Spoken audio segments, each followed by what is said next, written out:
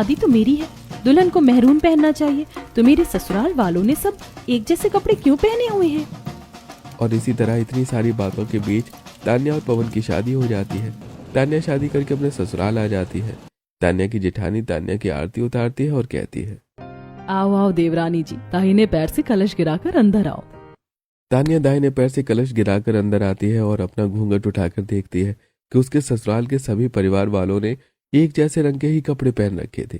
ये देखकर तान्या मन ही मन में सोचती है, अरे सब लोग ग्रीन कपड़े क्यों पहने हुए हैं? तान्या ऐसा सोच ही रही थी कि तभी उसके ससुर कहते हैं, तान्या बेटा, काफी रात हो चुकी है, अपने कमरे में जाकर आराम करो, बाकी की रस्में कल सुबह होंगी। तान्या अपने कमरे में जाती है और ड्रेस चेंज करके बेड पर आती है। तब पवन उससे कहता है, तान्या, तुम्हें मेरे घर में अच्छा तो लग रहा है ना? वैसे हम सभी की यही कोशिश रहेगी कि तुम्हें बिल्कुल भी अनजान न लगे। हाँ पवन जी, मुझे कोई दिक्कत नहीं है। मैंने तो कभी सोचा भी नहीं था कि मेरी शादी इतने अमीर घर में हो जाएगी। तान्या और पवन आपस में ढेर सारी बातें करते हैं। अगली सुबह तान्या तैयार होकर हॉल में आती है तो सभी लोग हॉल में पर्पल कलर के कपड़े पहने हुए बैठे थे। ये देखकर तान्या मन ही मन सोचती है, फिर सभी ने एक ही कलर की ड्रेस पहनी है, समझ में नहीं आता कि ऐसा क्यों है। तभी तान्या की दादी सास कहती हैं, बहू, क्या सोच रही हो तुम? अरे तुम भी कमाल करती हो। हमारी बहू ने पूरी जिंदगी गरीबी में बिताई, अचानक उसे इतना अमीर ससुराल मिला है तो वो अपने भाग्य को सराह रही होगी। यही बात है ना बहू? हाँ दादाजी, यही बात है। तभी तान्या की सास एक पर्पल कलर की स्टाइलिश साड़ी तान्या को देकर कहती है, ये साड़ी लो बहू, थोड़ी देर बाद सभी औरतें तुम्हारी मुंह दिखाई की रस्म के लिए आएंगी। तुम ये पर्पल कलर की साड़ी पहनकर आ जाओ। और भाभी इस साड़ी के साथ ये ज्वेलरी पहनना। तान्या अपनी जेठानी और नंद से पर्पल साड़ी और ज्वेलरी ले लेते हैं और उसे लेकर तैयार होने के लिए अपने कमरे में चली आती है। तभी सामने बना एक बड़ा सा वार्डरोब खोलते हुए तान्या वार्डरोब के अंदर देखती है और मन ही मन सोचती है, इतनी सारी और इतनी सुंदर सुंदर साड़ियां हैं इसमें। ऐसा करती हूँ, जेठानी जी की दी हुई साड़ी फिर कभी पहनूंगी। इनमें से मैं एक साड़ी निकाल कर पहन लेती हूँ। ऐसा कहकर तान्या अलमारी से ब्लू कलर की एक साड़ी निकालती है और उसे पहनकर कुछ ज्वेलरी पहनकर तैयार हो जाती है। साड़ी पहनकर तैयार होकर तान्या हॉल में पहुंचती है। तब तक मुंह दिखाई की रस्म के लिए सभी औरतें आ चुकी थी। औरतें नई दुल्हन को अलग रंग के कपड़ों में देखकर हैरान हो जाती है और कहती है, अरे ये क्या शिवानी बहन, तुम्हारी बहू ने तो तुम्हारी ड्रेस थीम ही तोड़ दी। तुमने अपनी बहू को बताया नहीं था क्या कि तुम सभी थीम में ड्रेस पहनते हो? बातें तो बड़ी बड़ी करती थी तुम कि हमारे परिवार की जो थीम है हम उससे कभी नहीं तोड़ेंगे और यही हमारी पहचान है। तो फिर क्या हुआ, तुम्हारे परिवार की थीम कैसे टूट गई? नम्रता की बात सुनकर सभी औरतें हंसने लगती हैं। शिवानी को ये बात बहुत बुरी लगती है। तभी करुणा कहती है, अरे तुम्हें पता नहीं है क्या कि ये गरीब है? सुनने में तो ये भी आया कि इसने जिंदगी में एक ही जोड़े कपड़े पहने हैं। अरे हाँ, मैं तो भूल ही गई थी कि तुम्हारी बहू गरीब है। ससुराल में इतने सारे कपड़े एक साथ देखे होंगे तो कंफ्यूज हो गई होगी। बहू, ये क्या किया तुमने? मैंने तुम्हें जो साड़ी दी थी वो क्यों नहीं पहनी तुमने? माँ जी, मैंने जब अलमारी खोली तो उसमें ढेर सारी साड़ियाँ दिखी तो मैंने अपनी पसंद की ये साड़ी पहन ली। क्यों माँ जी, मैं इस साड़ी में अच्छी नहीं लग रही क्या?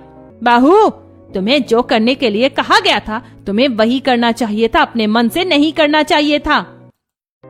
बहू, अपनी बहू को मत डांटो, उसका ससुराल में आज पहला दिन है। उसे नहीं पता कि हम लोग ड्रेस थीम में पहनते हैं। उसकी पहली गलती है, उसे माफ कर दो। ठीक है, कोई बात नहीं, अगली बार से ध्यान रखना। और फिर तान्या की मुंह दिखाई की रस्म शुरू होती है। एक एक करके सभी औरतें उसका मुंह देखती हैं और उसे नेक देती हैं। मुंह दिखाई की रस्म के बाद सभी औरतें वहां से चली जाती हैं। तब तान्या की दादी सास उसे बुलाती हैं और कहती हैं, बहू चलो मेरे साथ, मैं तुम्हें कुछ दिखाना चाहती हूँ।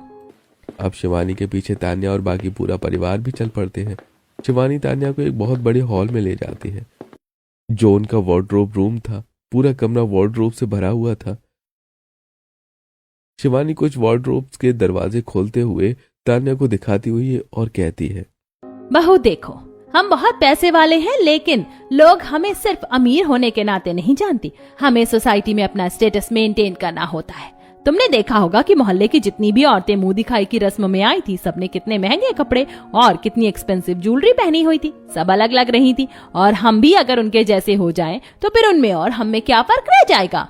देवरानी जी, इसीलिए हमारा पूरा परिवार ड्रेस थीम में कपड़े पहनता है। सबके कपड़ों के कलर एक जैसे होते हैं, आगे उनकी चॉइस है कि वो क्या पहनना चाहते हैं, लेकिन उनका कलर एक ही होता है ताकि हम सबसे अलग दिख सके। और तुम भी अब हमारे परिवार का हिस्सा हो तो तुम्हें भी हमारी तरह ही दिखना होगा। बहू ये देखो, ये 7 अलमारियां हैं। 7 अलमारियों में अलग अलग दिन के कपड़े रखे हुए हैं और 8वीं अलमारी में सभी दिनों के हिसाब से गहने रखे हुए हैं। और वो जो तुम बड़ी अलमारी देख रही हो, उसमें स्पेशल ओकेजन के लिए कपड़े रखे हुए होते हैं। दादी माँ, मैं समझ गई। वैसे मैंने मायके में हमेशा सालों तक एक ही जोड़ी कपड़े पहने हैं, तो मुझे आदत नहीं है, लेकिन मैं धीरे धीरे आदत डाल लूंगी। अगले दिन तान्या की पहली रसोई की रस्म होती है। तान्या अपनी सास के पास आती है और कहती है, मम्मी जी, आज मेरी पहली रसोई की रस्म है, तो मैं कौन से कलर के कपड़े पहनूं? तान्या बहू, आज तो सभी लोग पिंक पहनने वाले हैं, तुम भी पिंक पहनना।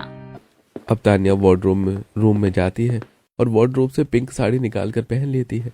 फिर बाहर आकर देखती है तो उस परिवार के हर एक सदस्य ने पिंक ड्रेस ही पहनी हुई थी। वो रसोई में जाकर खाना बनाती है और खाना बनाकर सभी को डाइनिंग हॉल में सर्व करती है। सभी लोग तान्या के खाने की तारीफ करते हैं और प्रदीप जी अपनी बहू की ड्रेस के बारे में बोलते हैं। अरे बहू, तुम तो बहुत जल्दी सीख गई हो, तुम्हें ज्यादा सीखने की जरूरत भी नहीं पड़ी। हाँ, आप सबने मुझे इतने प्यार से सिखाया, तो मुझे तो सीखना ही था। अगले दिन तान्या अपने कमरे में बैठी टीवी देख रही थी। तभी उसकी जेठानी और नंद उसके पास आती हैं और कहती हैं, देवरानी जी, आज हमारी कुछ फ्रेंड्स आने वाली हैं तुमसे मिलने, तो ध्यान रखना आज की ड्रेस थीम है ब्लैक, तो तुम ब्लैक ड्रेस पहनकर ही आना। ठीक है जेठानी जी, आज मैं ब्लैक ड्रेस ही पहनूंगी। बातें करने के बाद उसकी जेठानी और नंद कमरे में से चली जाती हैं। तब तान्या अपने मायके से लाया सूटकेस खोलती है और देखती है कि उसका वो पुराना सूट उसमें रखा हुआ है।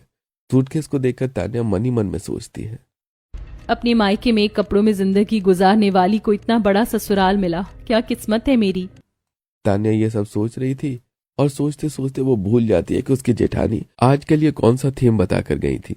तान्या घबराकर मन ही मन में सोचती है, मैं तो भूल ही गई हूँ कि आज का थीम कलर क्या है। ऐसा करती हूँ कि जाकर पूछ लेती हूँ। ये सोचकर तान्या हॉल की तरफ जाती है तो देखती है कि उसकी जेठानी की सहेलियां आ चुकी थी।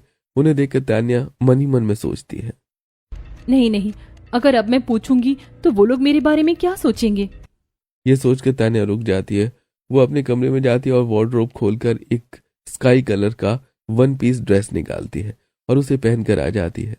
बाहर आकर वो अपनी नंद और जेठानी को ब्लैक ड्रेस में देखती है तो उसे याद आता है, अरे आज तो ब्लैक थीम थी, हे भगवान, अब ये लोग मुझ पर बहुत गुस्सा करेंगे। तान्या ऐसा सोच ही रही थी कि तभी माही की सहेलियों की नजर तान्या पर पड़ जाती है। मीना तान्या को देखकर कहती है, अरे ये क्या माही, लगता है तुमने अपनी देवरानी को बताया नहीं था कि तुम्हारे घर में सभी लोग कपड़े थीम में पहनते हैं। माही की सहेलियां माही और तान्या का बहुत मजाक उड़ाती हैं। थोड़ी देर बाद सभी चली जाती हैं। तब माही घर के सभी लोगों को हॉल में बुलाती है और सारी बातें बताते हुए कहती है, मेरी देवरानी जी को ये सिंपल सी बात समझ में क्यों नहीं आती कि हम लोग कपड़े थीम में पहनते हैं। खामखा मेरी आज बेइज्जती कर दी। क्या चाहता इनका अगर देवरानी जी ब्लैक कपड़े पहन लेती तो। बहू, तुम भूल कैसे गई? हमने तुम्हें बताया था ना कि हमारे घर में सभी लोग कपड़े थीम पर पहनते हैं। देवरानी जी, आपकी वजह से मेरी सहेलियां मुझे कितना कुछ सुना कर गई हैं। मुझे माफ कर दीजिए, मुझसे गलती हो गई। मैं भूल गई थी कि आज का ड्रेस कोड क्या है। लेकिन भाभी, पूछा भी नहीं आपने। कोई बात नहीं तान्या, गलती सबसे होती है। जो हो गया वो हो गया, आगे से ध्यान रखना और अब ये रोना बंद करो प्लीज। ऐसे कुछ दिन और बीत जाते हैं। तान्या अपने अमीर ससुराल में थीम बेस्ड कपड़े पहनना सीख जाती है।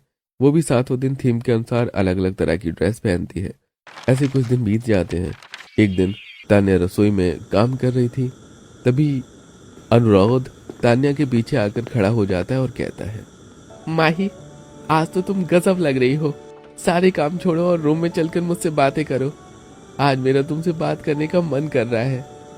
ये सुनकर तान्या चौंक जाती है और पीछे घूमकर कहती है, ये जेठानी नहीं बल्कि मैं हूँ। तान्या को देखकर अनुरोध चौंक जाता है और शर्मिंदा होकर वहां से चला जाता है। ऐसे कुछ दिन और बीत जाते हैं। एक दिन सभी एक जैसे कपड़े पहने हुए थे। तभी सुबह सुबह तान्या चाय लेकर आती है और विंडो से बाहर देखकर फोन पर बात कर रहे अपने पति से कहती है, जी सुनिए ना, मैं आपके लिए चाय लेकर आई हूँ, चलिए हम दोनों साथ बैठकर चाय पीते हैं।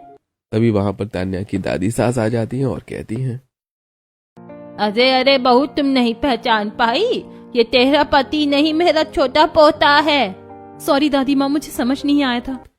तब तक अनुरोध की फोन पर बात खत्म हो जाती है। वो पीछे घूमता है और तान्या से चाय का कप ले लेता है। तान्या मनी मन में सोचती है, हे भगवान, अभी तो मुझसे एक जैसे कपड़ों के चक्कर में कुछ गलती हो जाती।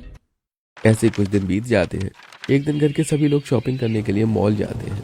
शॉपिंग मॉल में तान्या अपने लिए कुछ ड्रेस देख रही थी, तभी उसे मोहल्ले की कुछ औरतें दिख जाती हैं जिन्हें वो पहचान नहीं पाती। तभी ये औरतें उसके पास आती हैं और पूछती हैं, अरे तान्या, तूने तो हमें देखकर भी अनदेखा कर दिया। तुझे इतना अमीर ससुराल मिल गया तो तू अपनी औकात भूल गई क्या? अरे मैंने आप लोगों को देखा नहीं था, इसमें भूलने वाली कौन सी बात है? हाँ, वैसे जो भी हो, रहेगी तो वही पुरानी गरीब तान्या ही।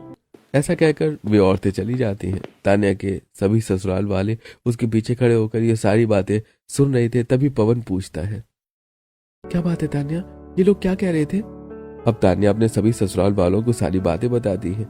ये सुनकर तान्या की सास कहती है, चलो ठीक है, कोई दिक्कत नहीं। अब तुम्हारे मायके वालों को भी पता चलना चाहिए कि तुम कैसे ससुराल में आई हो और वहाँ कैसे कपड़े पहनते हैं। ऐसा कहकर शिवानी तान्या के मायके में रहने का प्लान बनाती है। कुछ दिनों बाद वो तान्या और अपने पूरे परिवार के साथ उसके मायके रहने के लिए जाती है और वहाँ 7 दिन रुकती है।